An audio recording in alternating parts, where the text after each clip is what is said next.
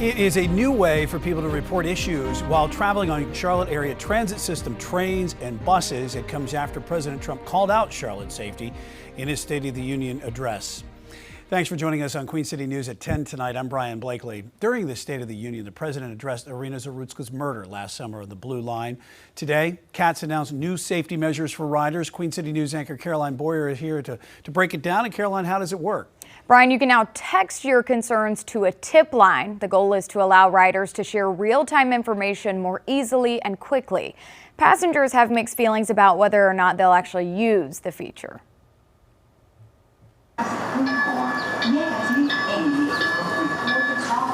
I think it could probably be easier. Angela frequents the light rail and utilizes the CATS Pass app to share her opinions to CATS leaders. Or the transportation app, I will report stuff to that, and I guess I'll tell somebody if I need to. She admits it's not always the easiest system to use. When I first started, it was a little challenging. Now, CATS officials are letting people know about a new initiative with updated signage on platforms, trains, and buses. The signs say, "See something, say something," and list ways riders can report problems. As you say, see something, say something, like there's nobody here to even, interact with. This is part of the latest effort to improve safety on CATS vehicles in the wake of Irina Zarutska's murder.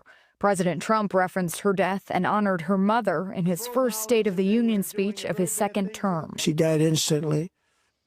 She had escaped a brutal war only to be slain by a hardened criminal set free to kill in America. Riders are on much more high alert following that brutal stabbing and say they are more likely to text their concerns as opposed to having to go to the effort to download an app. I would use it if it was dire.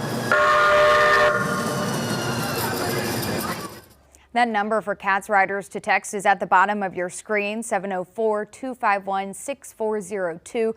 There's also a new reporting feature on the CATS website homepage, Brian. Okay, CATS improvements, more coming today. All right, Caroline, thank you. Let's turn to the weather right now as we take a live look here at uptown Charlotte from our Arlington camera. We had a bit of warmth today and also the wind, but some much needed rain is in store for tomorrow. Let's check in with Chief Meteorologist Tara Lane right now. Tara, those temps, they did warm up for windy Wednesday, but how much rain could we get for tomorrow, though? We could see 3/4, maybe close to an inch of rain with some of those heavier bands that may come through, starting with tomorrow morning and even later on tonight. And even here this evening, we're starting to see just a little bit of light rain, nothing too intense just yet. In particular, up in the higher elevations in the mountains, some light, spotty rain and actually a little more widespread of rain showing up now over sections of Avery County and heading down towards Spruce Pine and creeping into the mountains of Burke and Caldwell counties as well. A little bit of scattered light rain up toward Ashe County, but that is all advancing in from the west. And notice how we just have more where all of this is coming from. A couple of sprinkles so far across the Piedmont, a little bit of spotty light rain, but it's all coming in ahead of a cold front. So that front draping itself across our area into tomorrow. That's why the rain chances will continue to steadily increase as we go through the overnight and especially past sunrise tomorrow morning. Pretty much guaranteed to see the rain at some point. Again, the mountains and foothills starting to see it a little bit earlier than others, but eventually, yes, by 2 o'clock in the morning, and by the time a lot of you are waking up, we'll see some widespread rain covering a little more of the map here. Again, advancing in from the west, some heavier batches in there, maybe a few rumbles of thunder that could be in the mix as well. Meanwhile, yes, it is still kind of blustery out there with that southwest warmer wind today, which gave us that boost in temperatures up to 61 degrees for the official high, 55 right now in Charlotte, and it is still pretty gusty. Wind gusts still clocking in around 25 or so miles per hour and staying breezy, especially through the first half of the day tomorrow. So still in the 50s, 40s up in the mountains, not much more of a cool down expected into the night. So coming up in my pinpoint weather forecast, I'll show you more specifically just how long that rain will last into the day tomorrow and how much warmer we will get as we head into the weekend. That's coming up in a few. Sounds good, Tara. You can stay up to date on the conditions by using our Pinpoint Weather app. It's free to download from the Apple App Store and on Google Play. An off-duty Fort Mill police officer will be assigned to enforce traffic laws in heavily congested areas around schools. It's part of a new partnership between the town and district officials. Move comes after drivers hit 2 crossing guards in the past 2 years, killing one, and the end of a separate service agreement. South Carolina Bureau Chief Shakira Speaks details the plans to keep students, employees, and drivers safe. Drivers can only make right-hand turns coming out of Catawba Ridge High School during drop-off and pickup times. Fort Mill School District spokesperson Joseph Burke says it's just one method to reducing traffic at 6 area schools. Now, the town is adding off-duty officers to mitigate other traffic issues. We want people to see that we're being proactive instead of reactive.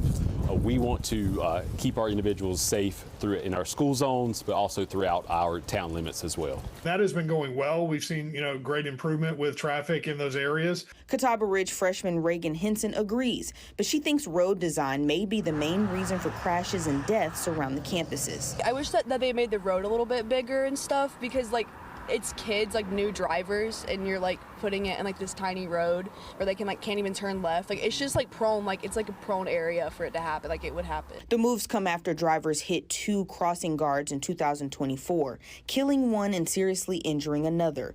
South Carolina lawmakers are considering several bills, including one to allow trained crossing guards to direct traffic near schools, something only police and deputies can do for now. Representative Martin has been working on some traffic light solutions. We have a light that's going to be going in at Catawba Ridge High School, I believe by March, from what we've heard from him. The schools that we've put right turn only in has helped control traffic.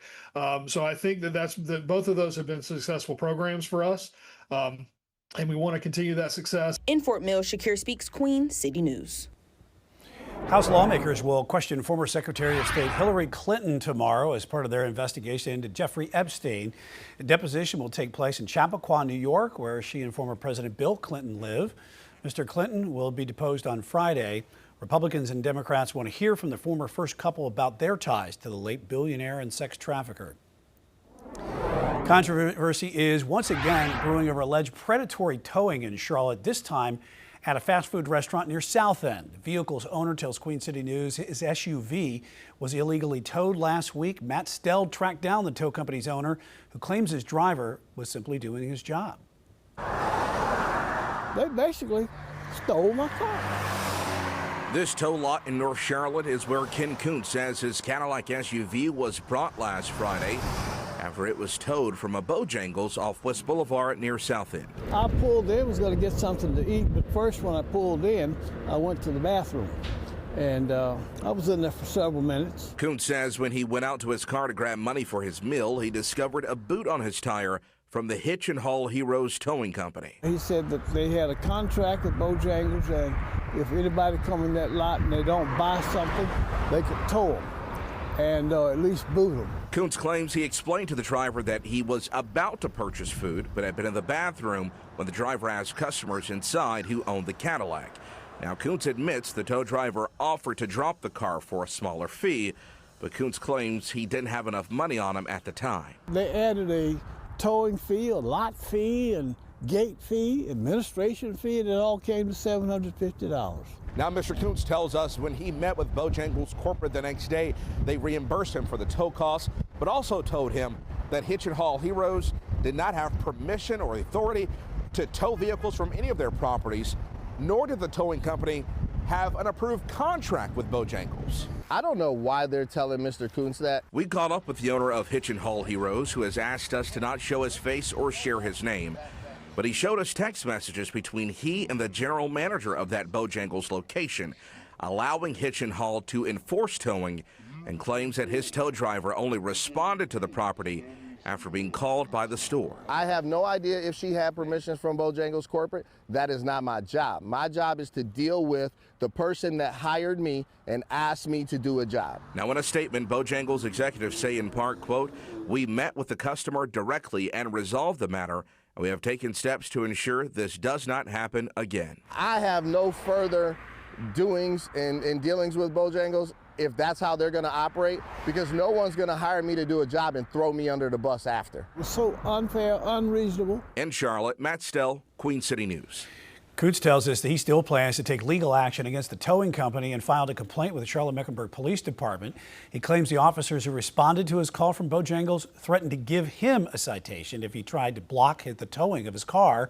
We reached out to CMPD about that allegation, but have not yet heard back. Tara? Well, ahead of this rainy Thursday coming up for tomorrow. Tracking a little bit of scattered light rain, some sprinkles here and there across the Piedmont, more mountain rain coming in. I'll show you just how much you can see where you live, how much more will pile up there with more showers ahead for tomorrow, and just when exactly it's going to clear out as we get closer and closer to the weekend. That's next. The coastal cleanup continues. We hear from neighbors as some hazardous homes are hauled away. And hey, what's going on? He laughed. He laughed. He said that can't be right. And a Virginia woman's major case of sticker shock over a 5-digit water bill, how she got officials to trim the tab. Coming up on Carolina Sports Live, the NFL Combine is well underway. Player drills kick off tomorrow, but we heard from several notable players who the Panthers surely have their eyes on. Plus, we talk about how a season-ending injury could affect the draft plan for the Black and Blue. Plus, NASCAR announced the format of the All-Star race at Dover Motor Speedway. That will get you up to speed on. All of that and more at 11. Looking forward to it in about 51 minutes or so. All right, Gia, thanks. You're watching Queen City News, the most honored and the most local news in Charlotte.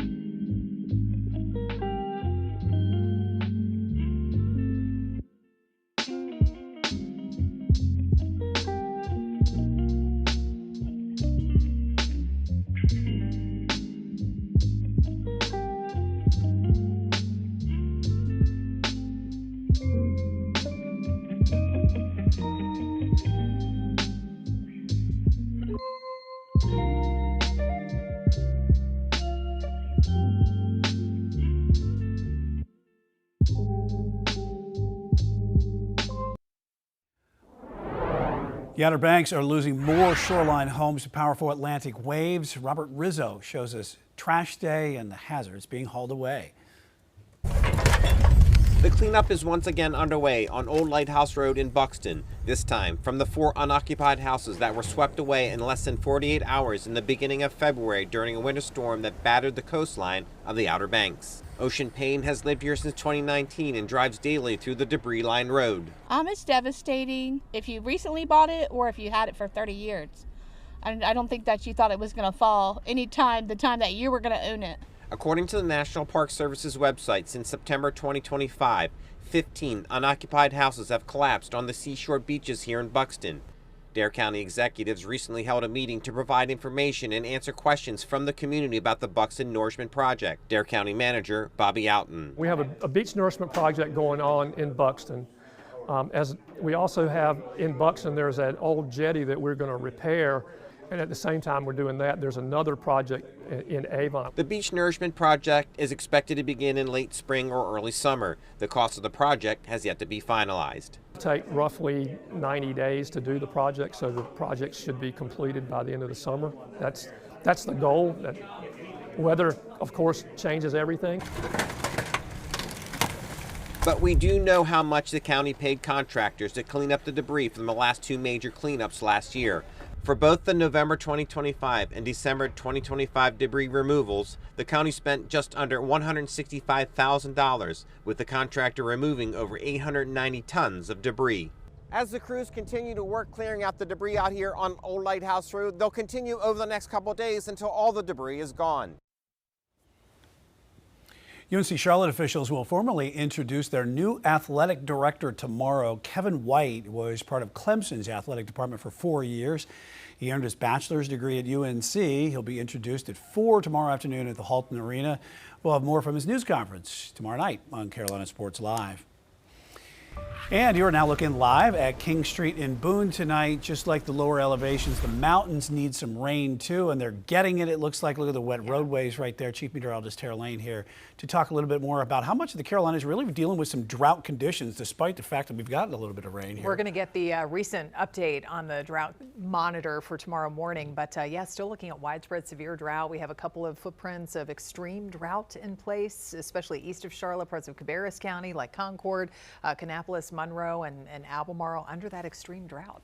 So we do have this beneficial rain that is coming in here tonight and will not change over to snow up there in the mountains. It's going to stay rain too, with these temperatures climbing a little bit above normal for another day tomorrow. We made it up to 61 earlier today. The average is about 59, so we're not talking about as warm as how we wrapped up last week with those highs in the 70s and 80s, but warm enough to support just plain rain across the region here. And that's what we're seeing tonight. We saw some of the wet roads up there in the higher elevations, up there in that part of Watauga County. The rain becoming more widespread, especially across Avery County, friends, in Banner Elk and down through Newland and Crossnore and those areas all the way down to Spruce Pine. The rain getting a little heavier, and it's advancing east into the mountains and even the foothills of Burke and Caldwell counties too, up toward Lenoir and the Morganton zone. Meanwhile, in the Piedmont, we've seen some spotty light rain at times here so far this evening, or a couple of sprinkles, but look at this widespread swath of rain that will continue to advance east and ride kind of right along that I-40 corridor and get heavier for tomorrow morning. So it's going to be a messy drive into work out there on the roads if you're driving up around, say, the Triad Zone, Iredell County, and points west as this cold front continues to advance in from the west. So as I said, 61 degrees at top temperature today. Averages still about 59. 43 was a low this morning, and we will not cool down much at all over the next several hours compared to what we're seeing out there right now. Basically hovering in the 50s overnight, upper 50s there to the east of Charlotte, and the cooler mid-40s up in the higher elevations. And the wind is still picking up at times. It's going to remain breezy through the night and mainly through, say, early afternoon tomorrow. Notice those gusts coming out of the south ahead of that cold front at about 25, 30, 35 miles per hour. After the front passes, though, the wind will shift more out of the north and northwest, and those wind speeds will be settling down. So it's not going to be as blustery of a Friday coming up. But Thursday, tomorrow, is rainy just about at any point in time. Grab the umbrella, the rain jacket. Even if you're not seeing the rain outside your door, you could run into it from morning through afternoon and even heading into the evening. Again, with those temperatures back on the rise a little bit from morning lows, which will be pretty mild for this time of the year, back in the upper 50s and a few spots in the 60s. So 2 o'clock in the morning, look at that band of some heavier rain rolling through the mountains there. And as I said, advancing east along the I-40 corridor. It could turn out to be a little bit drier more south from Charlotte area into South Carolina, but at least some lighter rain will be possible, especially late morning and then early afternoon. It definitely becomes more widespread, covering more of the map here, but then starts to taper off a little bit later in the evening. So we get the last of the showers, at least for a few hours, coming in by 5 p.m., 6 o'clock or so, but then the front doesn't move very far. So we're still going to have this moisture being pushed in from the south and west. I-85 corridor south and east could still involve a little bit of at least lighter rain for Friday morning and some cloud cover too, but the afternoon on Friday is looking drier at this point. How much could you see where you live? Anywhere from ½ of an inch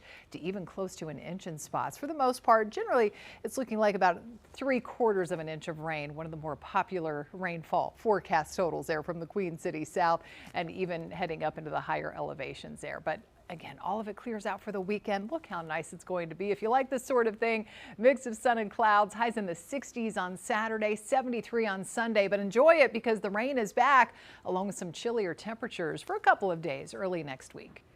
Tara, thanks. A new report shows deadly fires are on the rise in North Carolina, the local county that is topping the state's list. And a North Carolina man is a champ looking for a world record in a very old game. He'll beat the checkers pro looking to be king.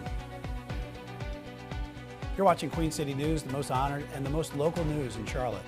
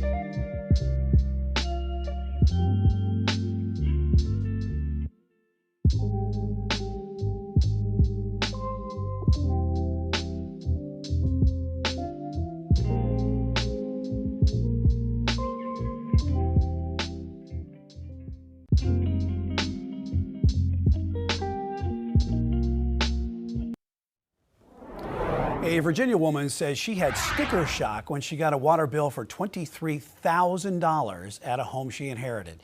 As Andy Fox reports tonight, she called our Norfolk sister station after spending weeks trying to get some answers.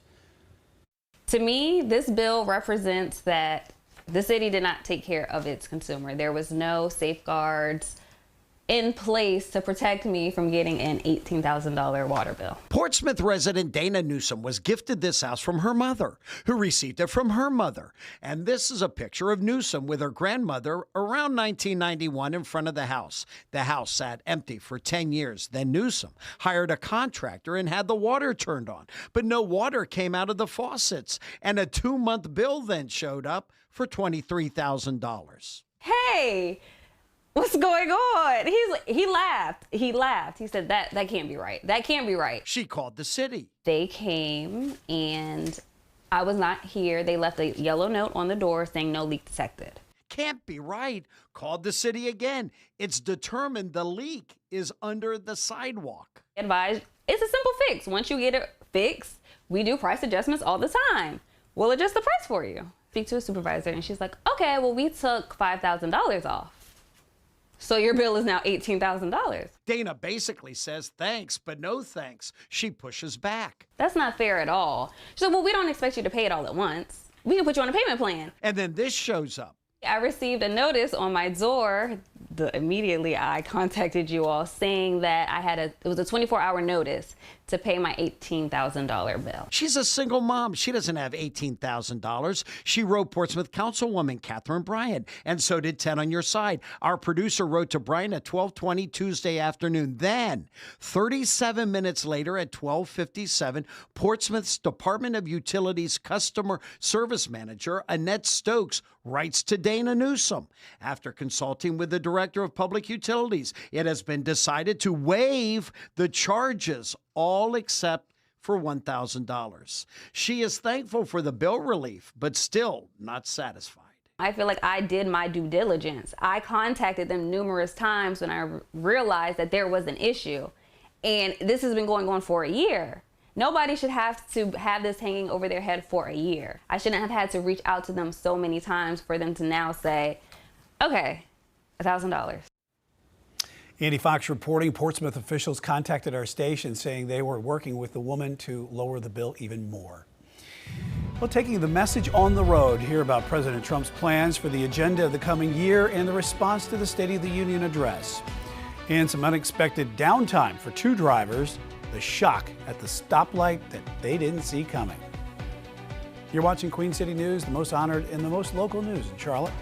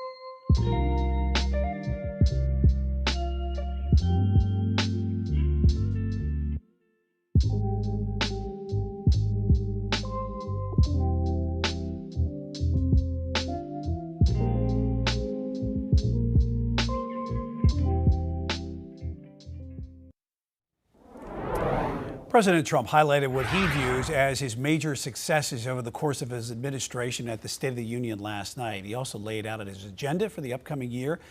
As Rashad Hudson reports, that message is going to be taken on the road.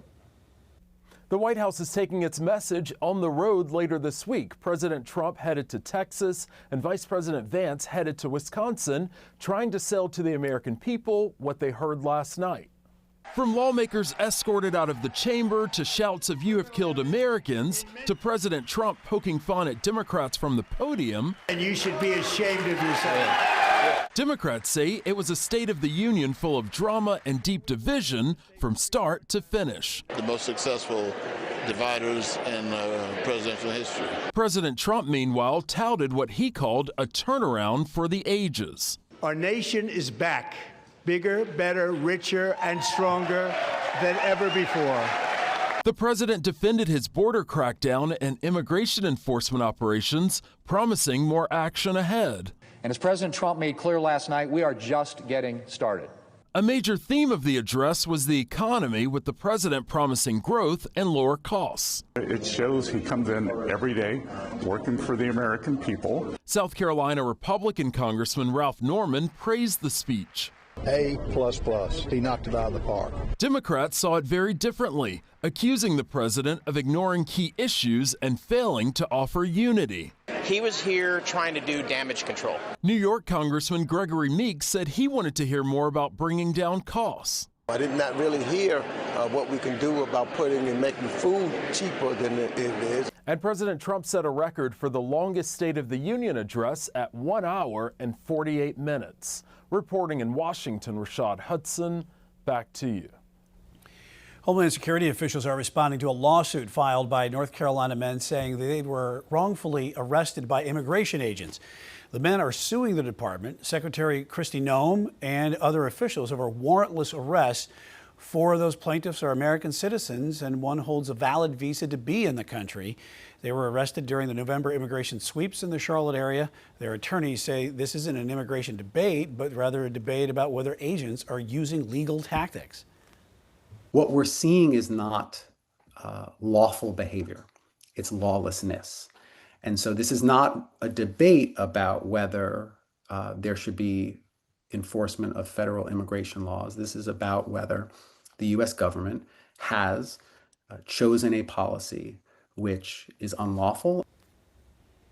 Homeland Security officials sent a statement to Queen City News saying, quote, allegations that DHS law enforcement engages in racial profiling are disgusting, reckless, and categorically false. They say the only thing that makes someone a target is that they're in the country illegally. A new report shows fire-related deaths are on the rise in North Carolina. The data from the state fire marshal's office shows 159 people died in fires last year, up from 123 in 2024.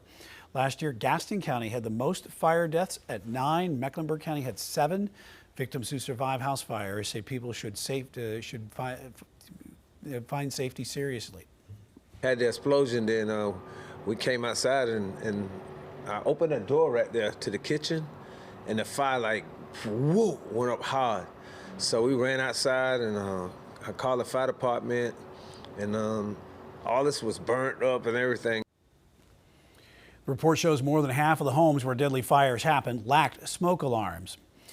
South Carolina House lawmakers are considering a proposed Republican redrawing of the state's 7 congressional districts, one that many GOP leaders oppose. Supporters of House Bill 4717 argue the revised map would make districts more competitive, especially the 6th. Jim Clyburn currently represents the 6th and is South Carolina's only Democrat in Congress. Republicans hope changing the map could help them flip the district from blue to red and give them a better chance of keeping control in Congress. But at a hearing today, a redistricting consultant backed by Republicans told state lawmakers the new proposed map could hurt the party's chances in South Carolina. Doesn't take the time to make improvements to District 1, and District 6 is still a Democrat +1 district, which would be very difficult to win in the current circumstances, even if it were to be changed in time for this election, which is questionable. The redistricted measure is being considered by the House Judiciary Committee.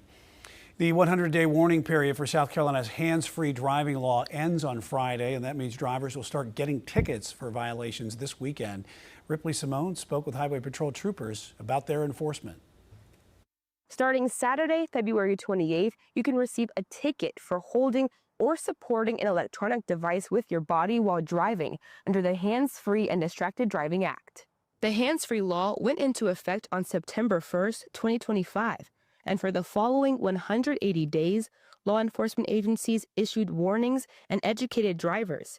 But now those warnings stop and can turn into tickets. It means that you can no longer hold any type of electronic device in either hand or support it by any part of your body when you're operating a motor vehicle. So this, of course, includes cell phones, portable computers, tablets, any electronic device that would, take your focus off the road. However, Master Trooper Mitchell Ridgway tells me there are some exceptions. If you come to a complete stop while you're operating your vehicle, let's say at a stop sign or a traffic light, you can briefly pick up that cell phone to receive a call or do what you need to do. But before that vehicle is in motion again, you have to place that cell phone back down. If you're pulled over by law enforcement for violating these rules, Ridgway says the first penalty is a $100 fine.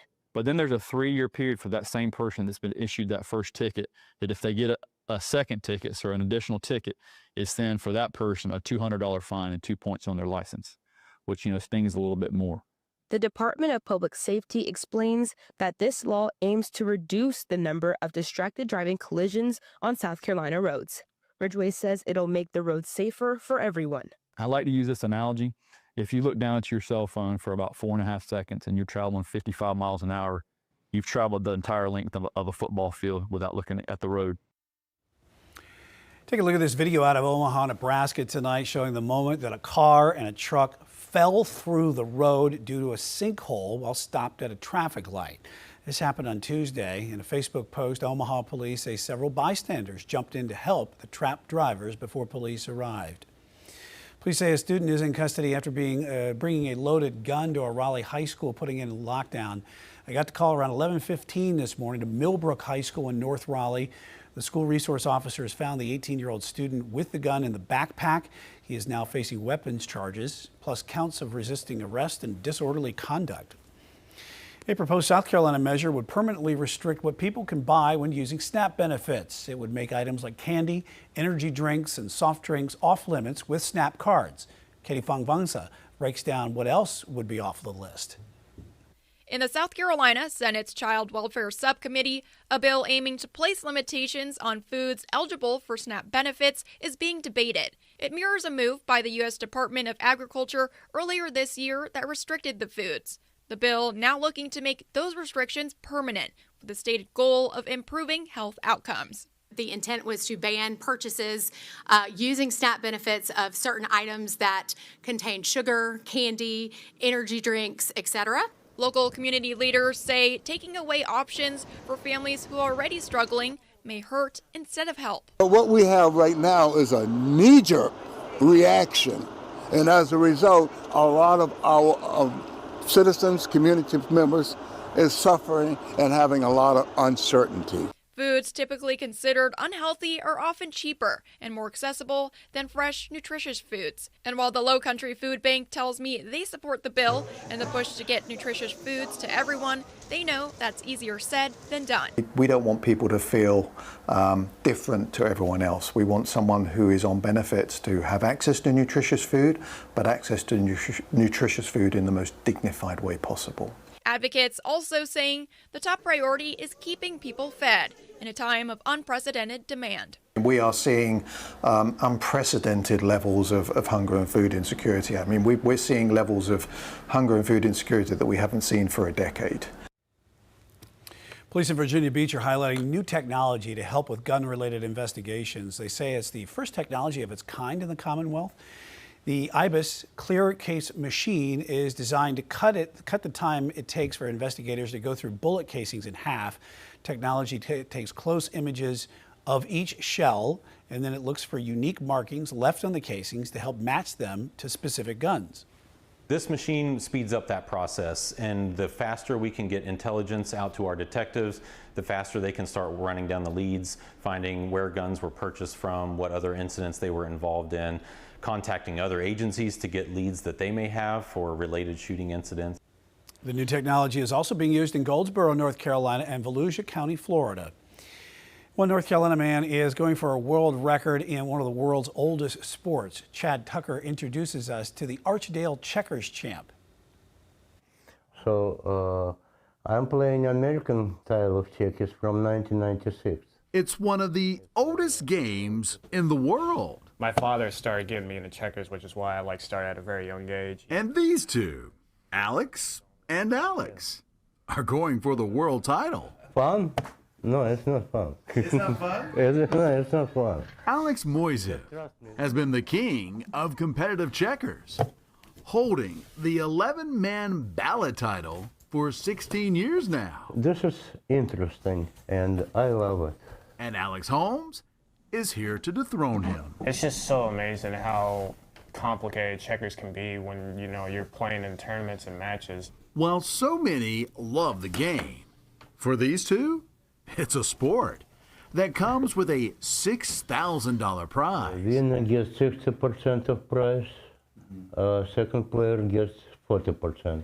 It can be intense, grueling for the mind. It takes a lot more strategy than what people think. Playing out all the future moves of your opponent. You know, if you could have made better moves, possibly play for an advantage. Holmes grew up learning under King Alex. I remember him just like a small boy. And while he's a hard one to beat, every time you play against him, you learn something. The friendships and lessons he'll learn during this week-long tournament are more valuable than the win. In Archdale, looking for Chad's folks. I'm Chad Tucker. They're going to be seeing more rain coming into Archdale and beyond here by early tomorrow morning. We're seeing the rain up in the mountains and foothills so far. A little bit of light spotty showers across the Piedmont. I'll show you what it could be looking like when you head out the door in the morning and just how long the rainy weather will last into tomorrow. That's next. A pioneer in the Charlotte media and Black history, the woman who shares a distinction with one of our own here at Queen City News. You're watching Queen City News, the most honored and the most local news in Charlotte.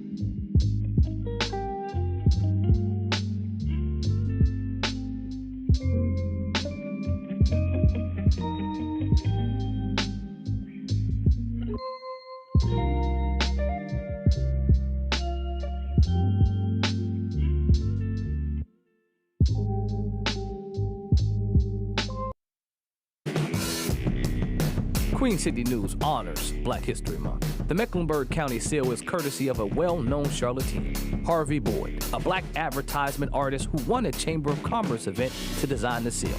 His imagery has represented Mecklenburg County since 1964.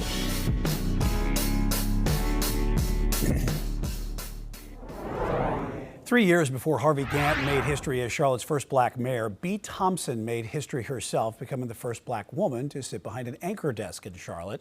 Before joining our team this year, Queen City News reporter Matt Stell worked as the first black anchor in the city of Lubbock, Texas.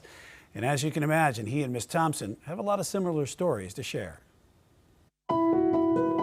Don't just be a chocolate face on the air. Be a black person who makes a difference with the stories that you tell. It's been more than 45 years since Bea Thompson made history, becoming Charlotte's first black news anchor in 1980. I spoke at schools or was out at churches, and little black girls who were my shade would come to me and say, I I could do that? And I would say, yes, you can, baby. Or others who would say, I ain't never seen nobody who looked like me. And look like me meant the same color. She would get the chance to be that representation in her beloved hometown with her proud parents watching every night. My mother worked as a maid at the Behringer Hotel, which was a prestigious hotel here at 8th and North Tryon. My father was a mechanic for Queen City Mattress and Upholstery that had been at South Boulevard and East Boulevard. They worked very hard. Neither of them got to finish school, but they made sure we all did. Thompson says her first interest in journalism developed from an unfortunate situation when she and her family became victims of urban renewal in the early 1960s. I remember coming home from school in the 4th grade, and there was a white piece of paper on everybody's front door, and I didn't know what it was until I got to our house, and I read the paper, and it basically tells everyone in the neighborhood, you have 30 days to get out. That was the beginning of me thinking, somebody didn't tell us what was going on. Why didn't they tell us? Why didn't we have time? Where are we supposed to go? Keep in mind, this is 1964. There were not a lot of options for African Americans in this country as to where you were going to move. Thompson would take that passion for wanting to keep her community informed all the way to UNC and then back to Charlotte at the local CBS affiliate. My approach to broadcasting was, when I'm talking, I'm going to explain it the way I would explain it to my mom and dad and my big mama and my Aunt Sally. Say it in a way that they would understand it. But this was still the South, and Thompson says outside of the studio, not everyone was ready to accept the tides of change yet. I went to a county that's a little west, I would say a little northwest of us. And the gentleman I was interviewing would not talk to me. He would not acknowledge me at all. He would only speak to my white photographer, which made the photographer very uncomfortable. If I went out on a story and I wasn't sure about what that story was going to be about, I would call my mom and say, if I have not called you back by 5 o'clock, or I'm not stopping by your house, you and did it, by 6 o'clock, call the station and ask them where I am and what I'm doing. That was the type of situation I found myself in sometimes. But those who know Beat Thompson can assure you that stopping Beat Thompson would be nearly impossible. And I couldn't afford to not do it justice, not do it right, because there were too many eyes that were watching to see if you made it or you didn't make it. After stops at Charlotte's NBC affiliate, the private sector, and more than a decade on radio, Thompson has slowed things down a bit. She's glad to see more diversity on local news here in her hometown, and most importantly, doesn't want us to forget the big picture. Journalists should have the same approach that doctors have with the Hippocratic Oath. In going about what we do to do no harm, we're supposed to provide information. And that information then is in their little red wagon, as my mother would say. Matt Stell, Queen City News. To the weather now, as we take a live look here in Gastonia tonight, we're going to get some much needed rain overnight, and already some sprinkles are moving into the Gaston County area. Right now, let's talk to Chief Meteorologist Tara Lane a little bit more about it. And also, as this rain comes, it's kind of really needed because of our drought conditions that you might not think about, considering we had 10 inches of snow. This rain that we're seeing is not going to totally wipe out the drought, but any little bit that we get does help. Obviously, this is going to be beneficial rain. We're talking about maybe up to an inch by the time all is said and done as we go through the next several hours, next 24 hours or so, and even beyond then, with still maybe a little bit of spotty rain lasting right on into Friday morning as well. Look at this live picture banner elk. We're seeing wet conditions on the roads down below, the light reflecting off the wet surface there, and instead of snowy like it was earlier in the week. We were talking about that on Monday after the snow began on Sunday. So this is just plain rain obviously out there tonight, and will stay that way into tomorrow. So zooming in, you can see it's just covering more of the foothills areas right now too, from Hickory and heading north and west along the stretch of Highway 321, Sawmills, Lenore, Morganton, and west along that stretch of I-40.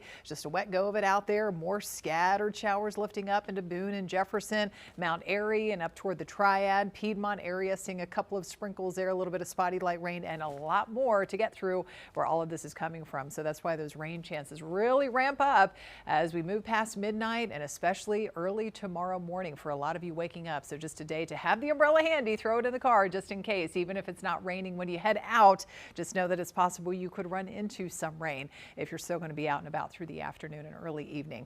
Temperature-wise, we're not cooling down much tonight. We've got 55 degrees. We've had that warmer wind coming out of the southwest around 10 miles per hour, and so that's given us that boost in temperatures today. We topped out at 61 earlier, which is just a little bit above the average of 59 for these days. Wind gusts are still cranking. Look at this. At last check, 20 to even close to 35 miles per hour, and it's going to stay pretty breezy into tomorrow as well. So widespread 50s, near 60 there to the east of Charlotte, sitting in the low and mid 40s right now in the higher elevations in the mountains. So the rain continues off and on overnight while we're sleeping into Thursday. There could be a few rumbles of thunder in the mix as well, but nothing severe, so you can relax and about that as you go to bed tonight. No worries about that. Clearing for the weekend. It's nice how the timing works out. If you have some weekend outside plans, it's going to be back to dry weather, but just for a couple of days, because as we head into next week and the first full week of March, we're going to be tracking more needed wet weather and some briefly chillier temperatures as well. But tomorrow we just hover in the 50s, few spots in the lower 60s later in the day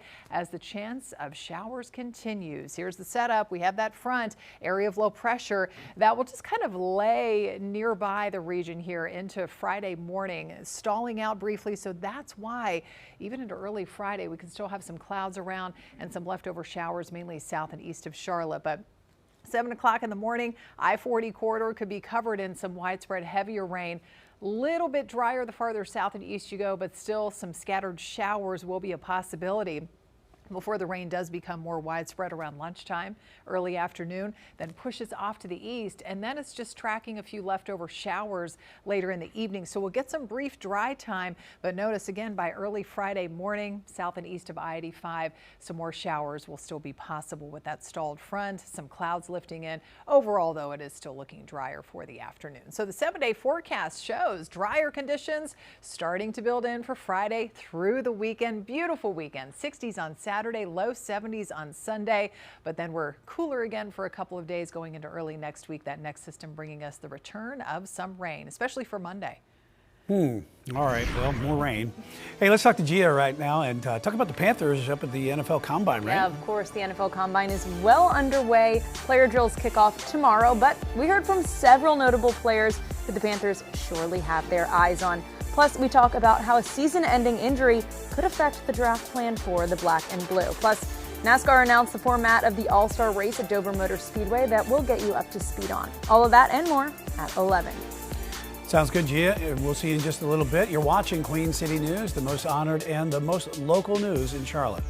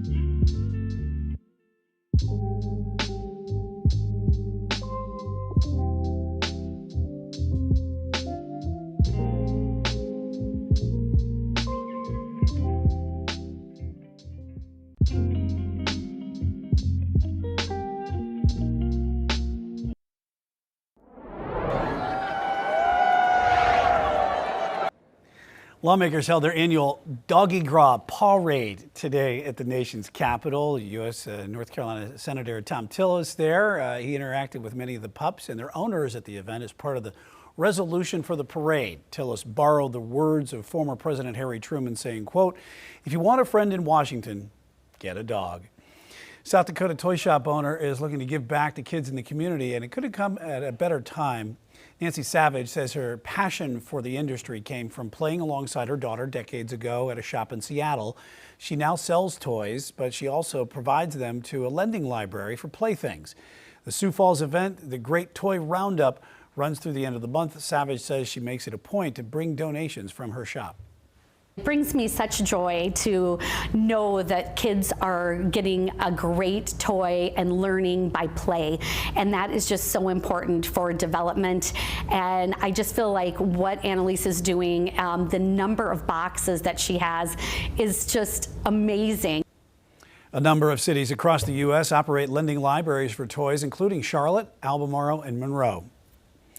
You're watching Queen City News, the most honored and the most local news in Charlotte. We'll be right back with a final check of your pinpoint forecast, followed by Carolina Sports Live.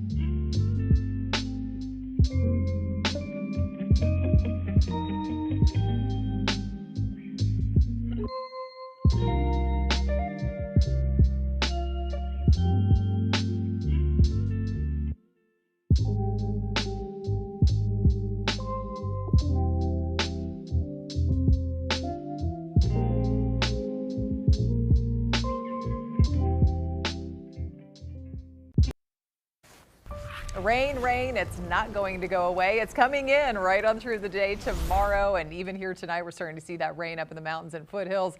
Pretty much guaranteed to see it, especially later tomorrow morning and heading into the afternoon. Maybe a few rumbles of thunder in the mix too, but nothing severe. About 60 degrees tomorrow, just a bit cooler again for Friday. The weekend looking delightful. More Good. rain and cooler early next week. Yeah. Sounds good. Just looking for the weekend, right? Yes. All right. CSL coming up next.